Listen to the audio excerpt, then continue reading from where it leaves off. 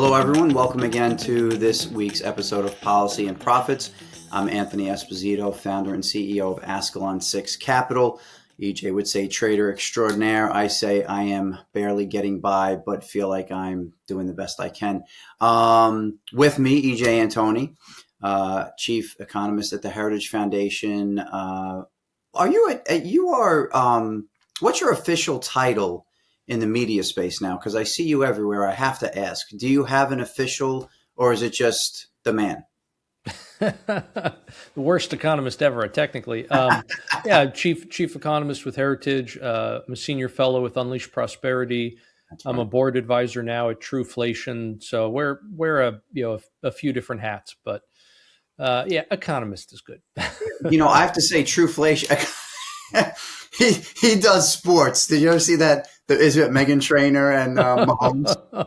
And they were in the locker room, and she's singing "It's All About the Brace," and then she says, "Who are you?" And Mahomes says, "I'm Patrick Mahomes. I play football." She goes, "Oh, he does sports." Anyway, so you're an economist. Trueflation, by the way, the numbers and the work there is catching my eye. It's all over Bloomberg now. Mm-hmm. I've been looking at it there. We all know how reliable the BLS is, so there's no reason at all to go away from that and look for better numbers. That's interesting. How long have you been with them? I know I should know this, but we talk about so many things. Oh, no, that's right. Just a couple of months now. So it was awesome. Fairly recently. And I do think it's so interesting. One of the things that they actually have to do at Trueflation, because they come up with not only their daily, literally every single day, they come out with an inflation metric, but then they do a predictor basically of what they think CPI is going to look like. And they basically have to take their model and then make it worse in order to try to mirror what CPI is going to look like. I love it. It's crazy. But Anthony, they have to do things like incorporate stale data, not just the most timely data they have, because that's what BLS does, for example, especially when it comes to things like their measurement for rental prices. There's a huge lag in those numbers. And so again, Trueflation literally has to try to make their numbers worse, basically. All right. So it's like playing basketball with your little brother and throwing some bricks up here and there just to make it even. All right. We definitely have to. I want your shoelaces tied, Exactly. Don't call him for double dribbling. Trueflation, this is interesting. I want to go into this. And we had obviously really quickly a big CPI print today, which was very cool. Mm-hmm. Market rallied over 1% on that in the futures front month. We're kind of faded on that. We're back into that year-end volatile price action that I've been talking about in the report for probably about a month now. But a better than expected CPI report coming off of the heels of President Trump's address last night. Market reacts positively, stuck in a volatile range, and I believe upward skewed or risk skewed to the upside for the balance of the year. Interesting stuff. This morning I was on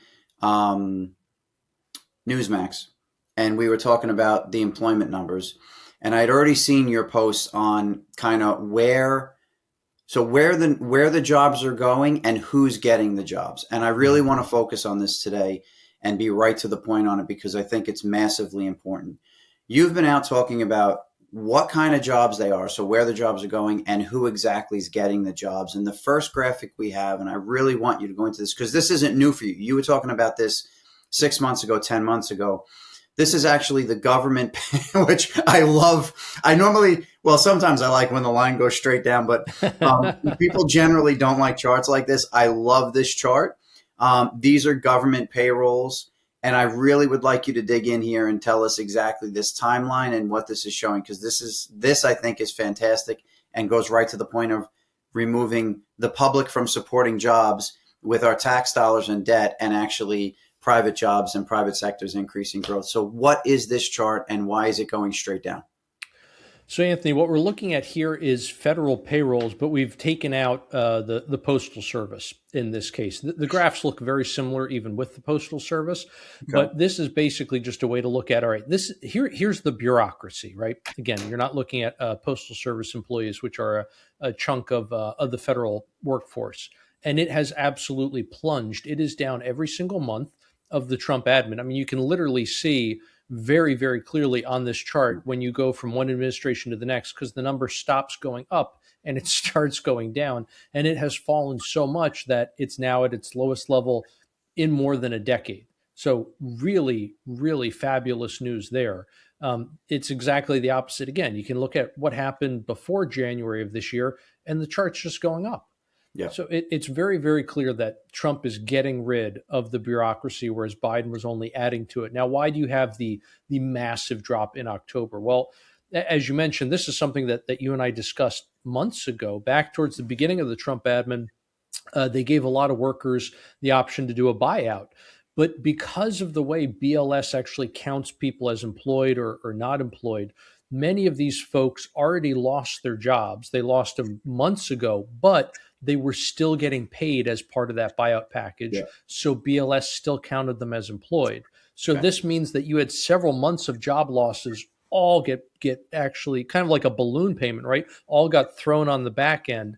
And so you have a drop of over 100,000, right, in a single month, when really that should have been spread out over many months. But still, the fact remains you're losing federal workers every single month. It's a great sign. You are right sizing government. You are shrinking the bureaucracy. It's great, great news. And this plays into, so we talk about a lot. It's an awesome chart, awesome explanation. We talk about a lot how these are all pieces of a puzzle and everything is interconnected. And in a really big way, when you're wasting money and you're wasting tax dollars on jobs I don't want to insult, obviously, public employees or government employees.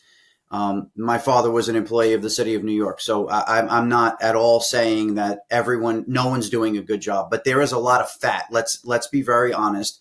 When you look at private industry and the production you get from a private seat versus on average, and the production you get from a public seat on average, there is a huge disparity. You get much more production from the private seat. There is much more drive. There's much more upside. There's much more of a chase of that dollar and that accomplishment on average.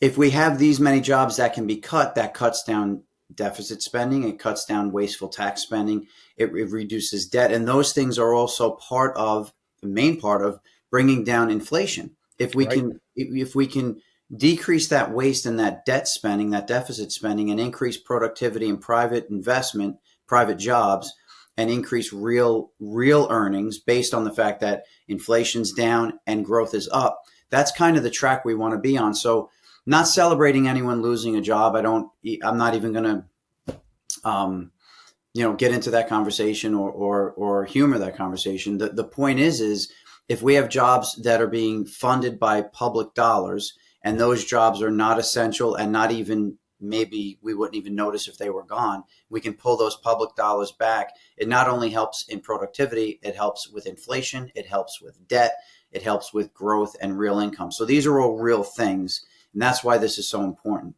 And then who knows, people that are leaving government jobs, they may go out and they may create the next Tesla. They may go out and they'll create, it's not that they can't or haven't created great things, but they're in a different seat now. Now they enter private industry. That's an opportunity. It's not just about people going by the wayside. It's about opportunity for them and for the country and the economy. Right. And that's such an important point, because what this represents, Anthony, it's a reallocation of resources, right? Away from the unproductive public sector and to the productive private sector. So you're reallocating capital, in this case, human capital, right?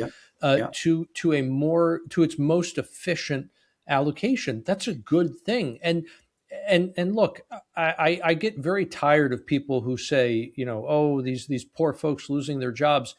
They're not the victims. The victims have been the taxpayers. Exactly. The taxpayers who have been having to foot the bill for a bloated bureaucracy where, it's not an exaggeration. In 1 month of the Biden administration, the number of people in the household survey who were reporting that they were employed by government rose by 700,000 in a single month. Now, granted, that's federal, that's state, that's local, so it's not just the federal bureaucracy, but still, that's a massive expansion of government at your expense, because you're the one paying taxes and footing the bill for it. That's just not right. It's not right economically. It's not right morally either. No, it's not right.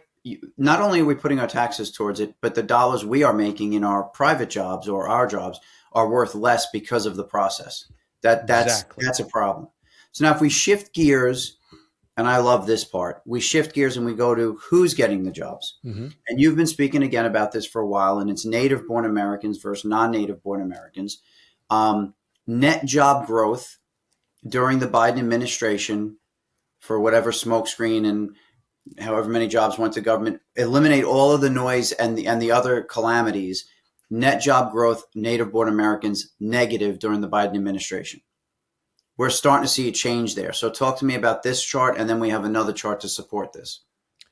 Yeah, so if we look at what's happened over the last 12 months, and it's really important when we talk about foreign-born and native-born employment, what we want to do is we always want to look at the annual change. You don't want to look at month over month because these data sets aren't seasonally adjusted, in part because it's really hard to adjust for that seasonality, especially among foreign-born workers because of the agricultural component. But even among native-born, it is kind of difficult, and it's very volatile.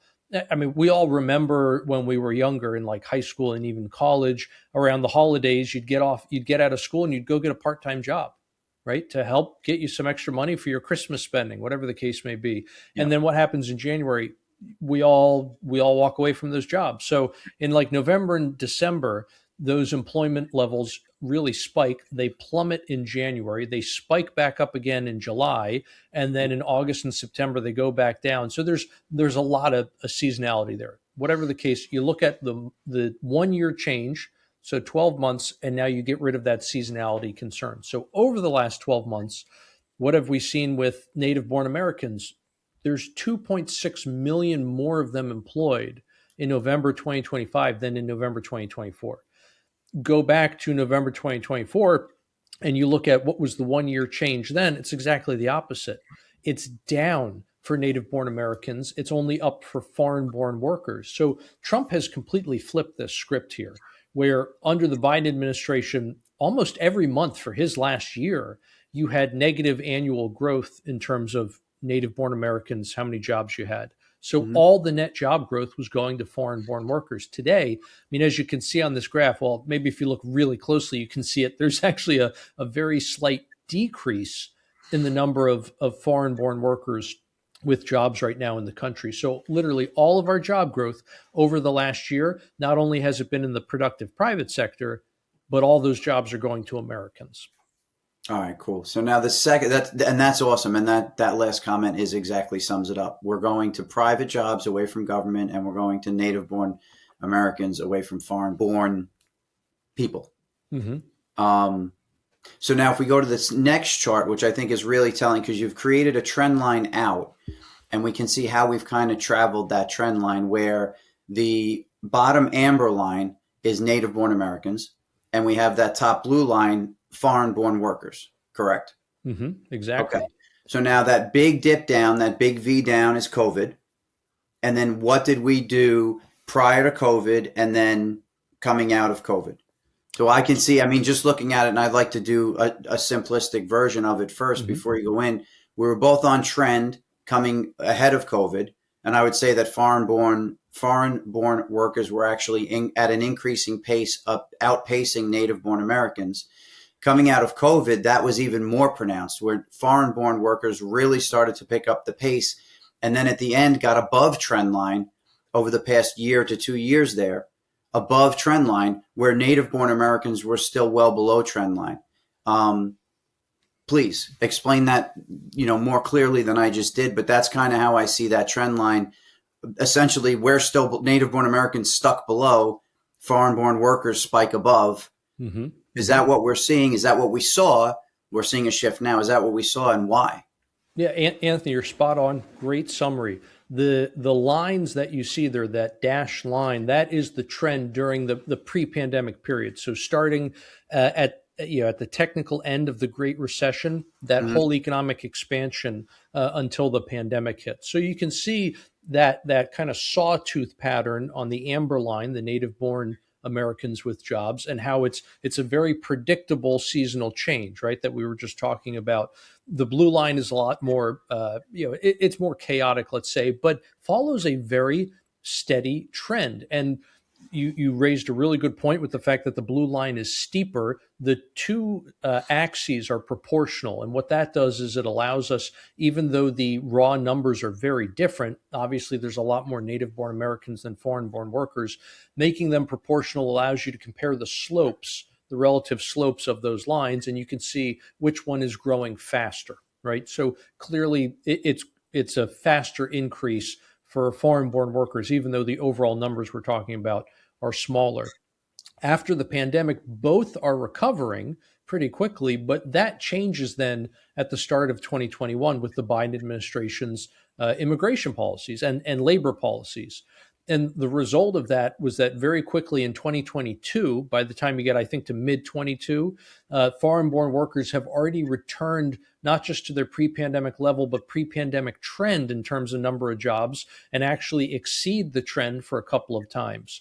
However, native born Americans, it's exactly the opposite. They literally never got back to the trend. And you can see it actually just flatlines there for a couple of years. It then picks up with the Trump administration, and we just had the best November ever in terms of the number of native born Americans with jobs. Still not back to the pre pandemic trend, long way to go there, but making good progress. Conversely, what has happened since January in terms of the number of foreign born workers? You can see it fell and then it's just flatlined, which again, good sign in my opinion. Absolutely. Absolutely. And this is what we're talking about. This is what working class America needs. We need to be able to get jobs. And those jobs could be anything, but we need to be productive members of society, going out, working, and earning our dollar. And we don't need that money wasted, in government funded, publicly funded jobs that are, just fat that needs to be trimmed. And we don't need that money given away to foreign born workers when we have American citizens, native born Americans that are looking for the work and will do the work and are capable of doing the work. This is how we rebuild. This is how we get out of the hole that we're in. And look, in my opinion, across the board, broad stroke, the Biden administration dug at a very rapid pace deeper into the hole. But make no mistake about it, we've been digging a hole for, decades in this country. The Biden administration just was digging that hole on steroids. They just crushed it. They really did. They were trying to change for the balance of history, the United States, our economic trajectory, government, social structure. They were, in my opinion, changing everything. But they were digging in a hole that was already being dug. They just did it very efficiently and very quickly. But we're working our way out. And these are all really important points. Great charts and great thought. To think about the headlines, sometimes you have to just look beyond the headline and look at actually what's going on. You can't always read the title of the article or the front page of the paper. You have to read the article. You have to dig into the data and see exactly what the numbers look like, what they're telling you. And this is a positive shift in the jobs market. Not to say that we won't be clean up in aisle 7 like we keep saying. We're going to need to clean up. And even if there is, Trump keeps talking about this economic boom, the first leg or two of the boom, quote unquote, is not going to feel like a boom, in my opinion. It's going to feel like drudging out of the bottom of a hole, because that's exactly what we're doing. Right. But we're seeing signs of that being put in place. Yeah, spot on, Anthony. That's absolutely right. And this is where I understand why so many Americans are so down on the economy right now, despite everything, almost everything, really heading in the right direction. It's because you're not starting from square one. Yeah. Right? You're starting from so far behind that even though, yes, you're moving in the right direction and you're not as far behind as you were before. Okay, I get that, but you're still behind. Yeah. And that's what a lot of people are feeling right now. And it's understandable. Most folks in the middle class have a very long way to go before they're back to even, so to speak. So if we look at the latest wage and price data that we have just this week, the average American's weekly paycheck today buys about 1.6% more than it did when Trump took office. So yeah, definitely headed in the right direction. But under Biden, it fell 4%. Yeah. So again, moving in the right direction, but still behind compared to January of 2021. And that's what people are feeling. Absolutely. Well, look, the cumulative effect of Bidenflation was across the board price increase of what, 28% in this country. So we keep talking about these inflation rates. Is it 3.1? Is it 2.9? Is it 3.3? Yeah, we spiked up to 9, 10, 11% under Biden. But we keep talking about this 2 to 3% number. And people aren't realizing that the effect of that inflation rate over the course of the Biden administration is everything cost 30% more than it did before he took office, when Trump was in office the first time. So, there's been a lot of destruction. There's definitely a hill to climb, but, I believe we're climbing it. I believe we're heading in the right direction. As far as the markets go, to be honest with you, we're kind of tail end of the year right now. We got a lot of guys marking up their book. We got a lot of guys that are just not looking to do too much at this point because everyone wants to get paid. We started the year kind of, hiding under bushes and behind rocks, and we hit that bottom coming out of the tariff conversation, and we're up 43% from there on the S&P. So I think for now, for the end of the year, I do see risk skewed to the upside from here. I have front month now at 67.88 on the S&P, so call it 6,800 to, I don't know, 6,900, 7,000, which is kind of in what I've been thinking. Price volatility is going to be there. There's a lot of movement. There's a lot of data points coming in, and there's a lot of setting up for next year that I see, but the market just doesn't seem ready to give much more to the downside. I would say that and we'll get into this more in the coming weeks as we turn into the new calendar year, I would say that the intermediate and longer term indicators that I watch here, our model, the Ascalon 6 model, is definitely flashing yellow at this point, going out 1 quarter, 2 quarter, 3 quarters into 26. We'll keep an eye on that as those longer term models start to really shift down. That was kind of what we saw back in December, January 24 into 25, and that's why we were ahead of that short trade. So for now, we're going to swing around a bit, but I think that we're pretty much, if we have to go one way or the other from 67.87 on front month S&P futures, we're going to be higher by the end of the year. Heading into 2026, we're going to keep a real close eye on our model because I'm starting to see some warning signs. But that's kind of where we sit for now, and that's the market cap recap for now. But we'll get more into the charts and analysis as we head into 26. Love it, absolutely love it. Jay, I appreciate your time, EJ at Real EJ Antoni on X. Best feed. Second best feed. Second only to.